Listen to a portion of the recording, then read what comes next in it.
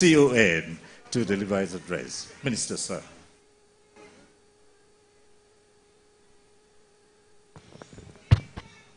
Your Excellency, the Senate President of the Federal Republic of Nigeria and Chairman, National Assembly,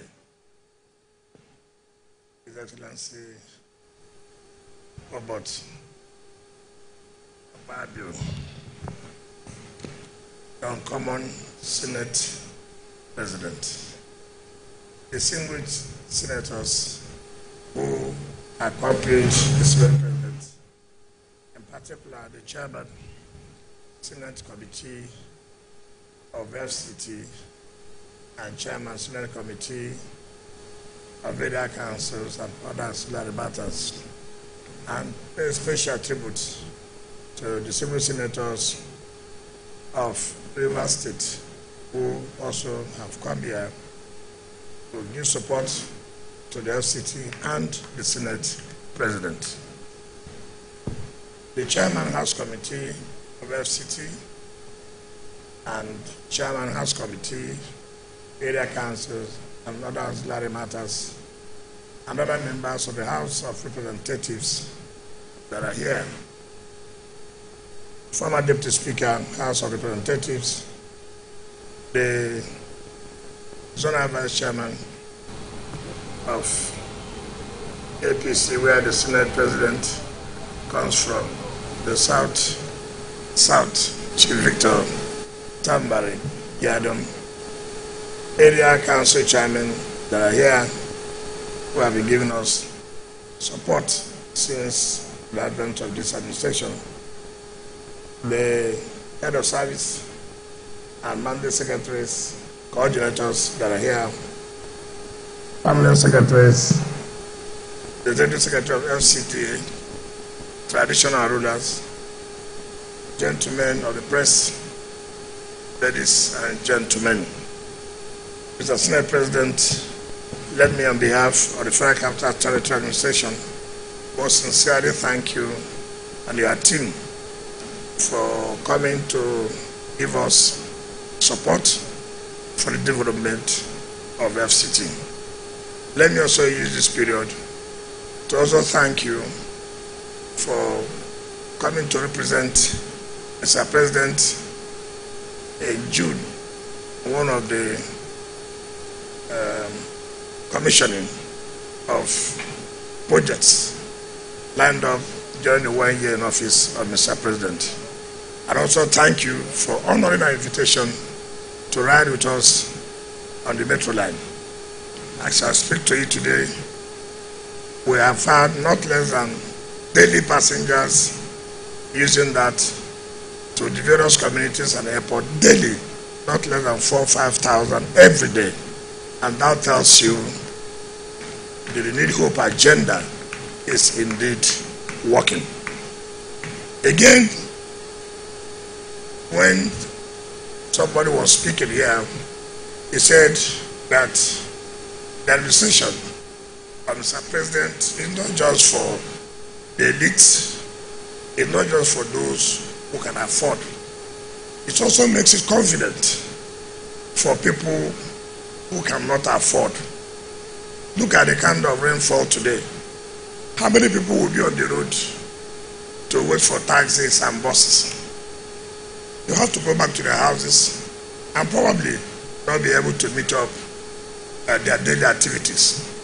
But when this is completed, what it means is that you have access to the place, whether it is raining or not. You are sure of being conveyed of vehicles you can identify.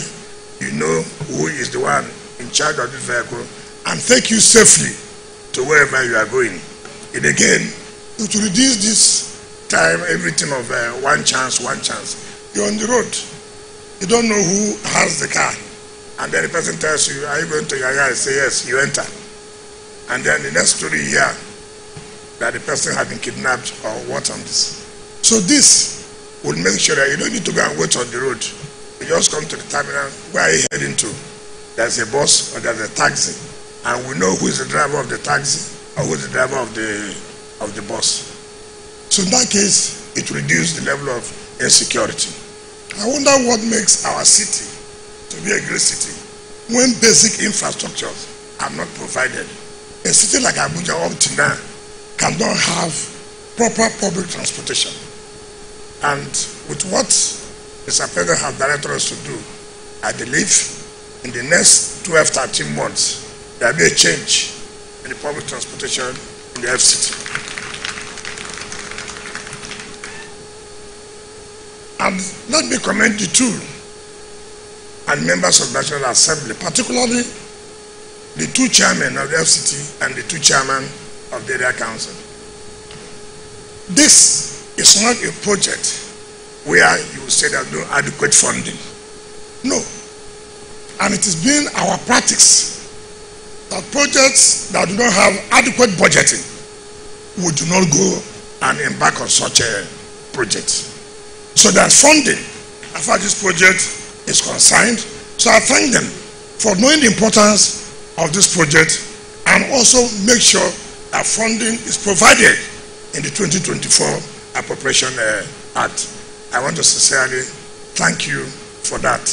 Because you would have said no, put 1 billion naira for a project of almost 60 billion. You have put 1 billion naira in the budget, which means that that project will never see the light of the day.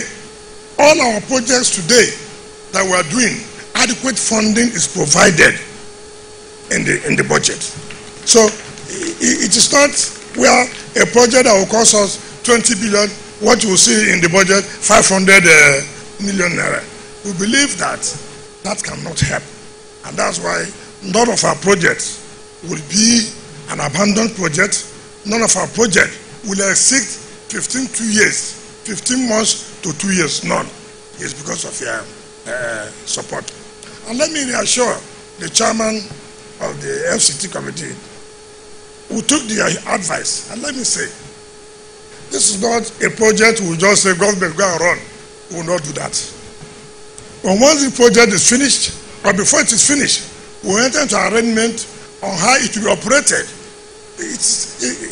Government is not a good business person. If you want the project to die, the day you finish it, you say, a transport secretary, come and carry. Then forget it. It's gone. The money you have wasted, the money you have spent here will be a wasted money. So their own is only to supervise, but not to operate. Two, we know security is important. I can assure you, even based on current realities, I've discussed with the Senate President, some other features will be provided as far as here is concerned. Here is not going to be what they call ordinary park, that National Union of Road people will come and say they are running the park. No, we are not going to do that. No, nobody's going to do that.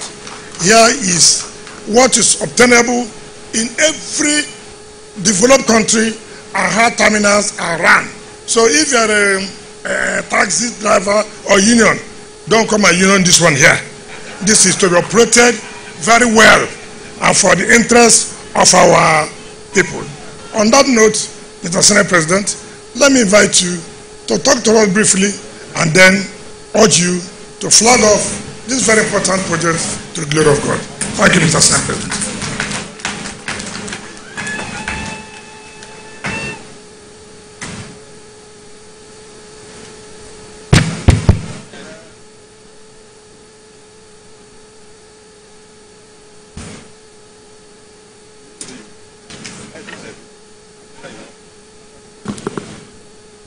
Please be seated.